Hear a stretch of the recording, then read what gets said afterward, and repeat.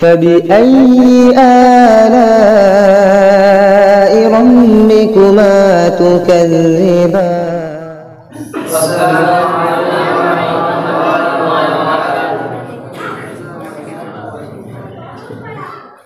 खुशकिस्मत हूँ क्योंकि मेरे सीने में कुरान है, रहबर है कुरान सभी का हर मोमिन की शान है। खुशकिस्मत हूँ क्योंकि मेरे सीने में कुरान है, रहबर है सभी का हर मोमिन की शान है।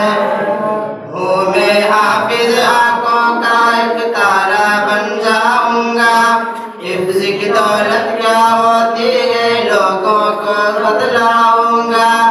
ये कुरान दिखाए उम्मत को समझाऊंगा, रोज़े महशर ताज पहनकर किस्मत पर इतराऊंगा।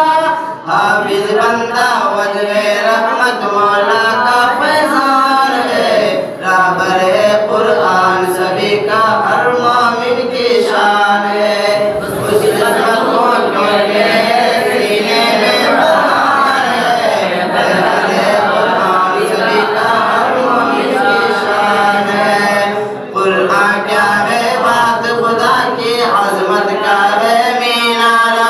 रोशन रोशन आयत उसकी रब ने बख्शा सिपारा, आलम के इंसानों का है एक पैगंबर ये हादी, अच्छी अच्छी बातों का है एक मुकम्मल खुशलाया, जिसका पढ़ना और पढ़ाना बंदों पर आसान है, रहबर है कुरान सभी का हर मोमिन की शान है।